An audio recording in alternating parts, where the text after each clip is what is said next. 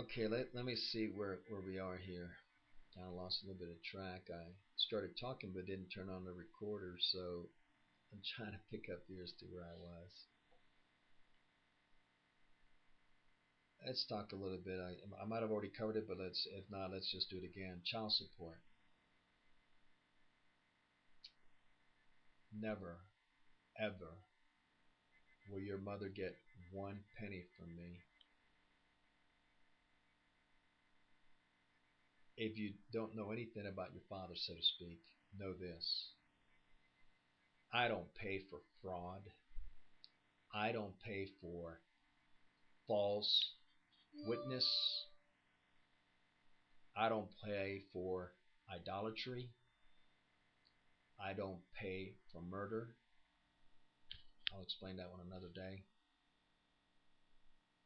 I don't pay for adultery.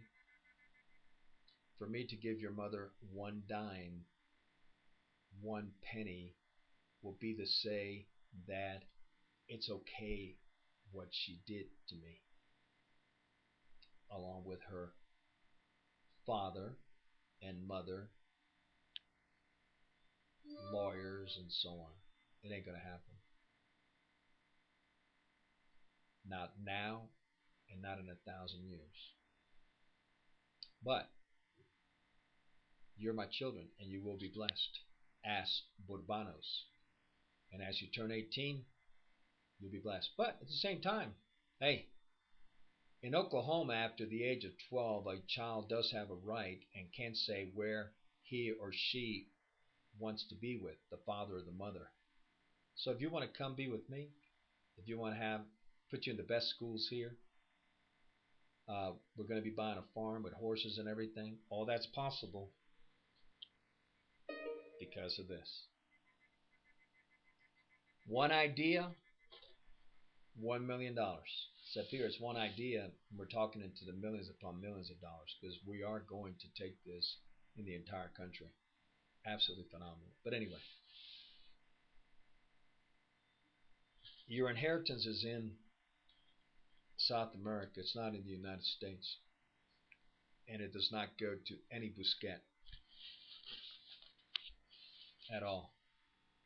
Like when I look at this, I'm gonna, honesty, honesty. I know that in my marriage to your mother, that there was a lot of suffering financially because of our political views and so on. I think about it. It's sad now that it's becoming a reality here, and your mother's not a part of it. I sometimes ask, not sometimes, but I have asked Jehovah. I have asked Yeshua why. And it was very simple because your mother, as well as I, had to go through a test to make sure that we had the integrity, the credibility, and so on to never betray Yeshua and Jehovah. In the court, they wanted me to do something, which was to have psychiatric evaluation that, make sure I'm not crazy or whatever. I basically said to them, hang on tight, don't get upset. I basically said, fuck you, I'm not taking no psychiatric evaluation. Because, see, a psychiatric evaluation is basically you're going to go see a witch doctor. For me to accept that, I would have right there in courtroom, I would have been renouncing Christ. I would have been renouncing Yahushua. I would have been renouncing my faith. And the judge told me, you have a choice. You either accept the psychiatric counseling evaluation and so on, or you don't get to see your children. Let me tell you, it was the hardest decision in my life, but at the same time, it was the easiest decision in my life because I had to choose between Yeshua and you. I had to choose because I knew that if I chose him, that I would lose you. Now, why were we there for the evaluation? Because of what your mother had done with the false everything, just the crap. But anyway, I chose Yeshua. It's that simple. I chose Yeshua. Now, the judge, Cantrell, along with the other judges, let me tell you something. They will be, this is all I've asked the Lord, that everyone who fucked with me, my marriage, you. And listen, when I talk to the Lord, I use words like that. Hey, listen, I'm real with Him. I am real. I have conversations. I get angry. I get this. I get that. I don't play no godly, pious, no, no, no. I don't have that kind of relation. That's not the way I see Him. That's not the way He seemed to me. And so all I can tell you is this. When I was in jail, one of the 3 times, he told me there's a lot of people going to hell because of my divorce. Not mine, but because of the divorce. Because this divorce, it wasn't mine. Let me tell you that right now. I don't claim that divorce is mine. It wasn't mine. I didn't ask for it. I didn't want it. I fought against it. That is truth. Your mother wanted the divorce, filed the divorce, did all the lies, all the abominations, all the perjury, everything in court to destroy me and destroy you. And all I pray, my prayer has been at times that the Lord protect your hearts so that this does not affect you and the relationships you're going to have in the future with your husband, Kattia, and with your wives, Isaak and Kristtian. Because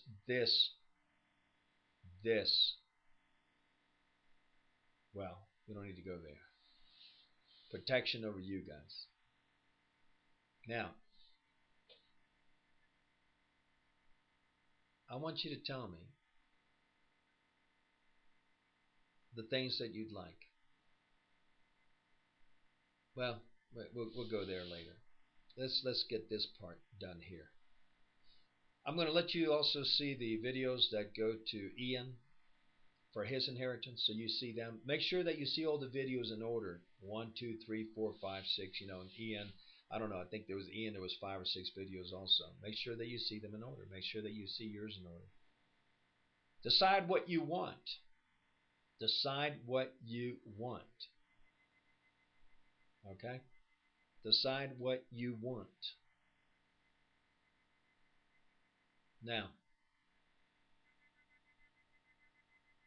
I thank Yeshua for finally I see that a prayer that I've had is I'd be able to leave you an inheritance. I thank Him and I love Him. Am I perfect? No, I mess up. I screw up. And I gotta say I'm sorry and work as hard as I can not to do it again. But I thank Him for this opportunity here in Colombia. I thank Him for the product that He brought me into.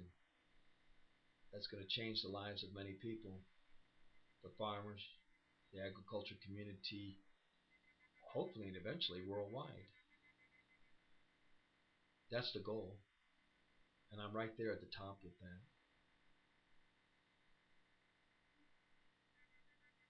You can always get my email address, uct@comcast.net. It'll get to me. It kind of goes around the world here, there, and that, but eventually gets to me.